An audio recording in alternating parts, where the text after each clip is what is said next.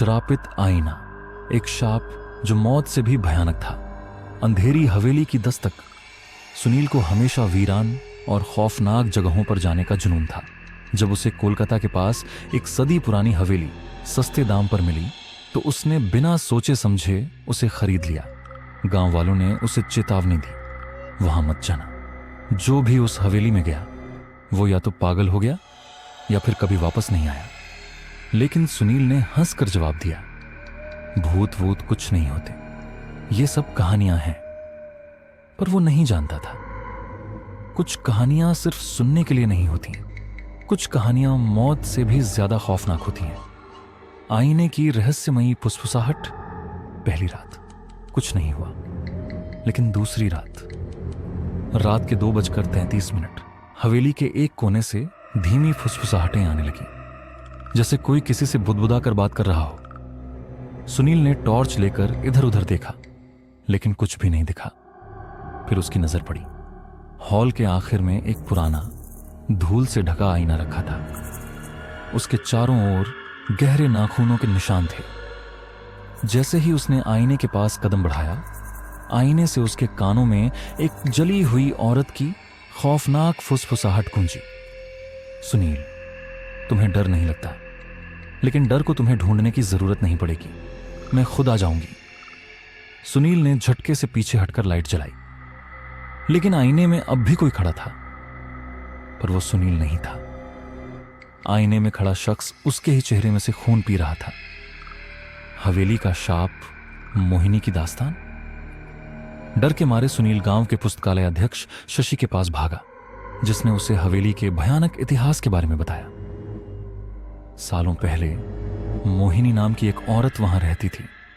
वो बेहद खूबसूरत थी, लेकिन उसकी सौतेली बहन को उसकी सुंदरता से नफरत थी।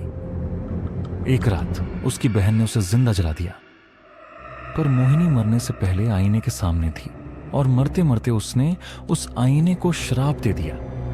अब यह आईना कभी खाली नहीं रहेगा। जो भी इस हवेली में आएगा, उसकी आत्मा इस आईने में कैद हो जाएगी। सुनील को झुरझुरी हो गई। मौत का खेल शुरू। रात को सुनील ने तय किया कि वो आईने को तोड़ देगा और हवेली से भाग जाएगा। लेकिन जैसे ही वो हथौड़ा लेकर आईने की तरफ बढ़ा, आईने से एक कटी पटी उंगली बाहर गिरी, ताजा खून से सनी हुई उंगली। सुनील चीख कर पीछे हटा। आईने के अंदर कई कटी फटी लाशें लटकी हुई थीं। उनके शरीर जले हुए थे, उनकी आंखों से खून टपक रहा था और वे सभी सुनील को देख रही थीं। फिर अचानक आईने के अंदर से मोहिनी का चेहरा बाहर आया, बिल्कुल जला हुआ। खाल पूरी तरह उतर चुकी थी और उसकी काली सड़ी हुई आंखों से खून बह रहा था। उसने भयानक हंसी के साथ कहा, अब तुम भी इस आईने का हिस्सा बनने वाले हो। आखिरी चीख और फिर खामोशी। सुनील भागने की कोशिश करता है, लेकिन जैसे ही वो दरवाजे की तरफ दौड़ता है, दरवाजा खुद ब खुद बंद हो जाता है। पीछे मुड़ते ही आईना अब फर्श पर पड़ा था, लेकिन उसमें सुनील का अक्स नजर नहीं आ रहा था।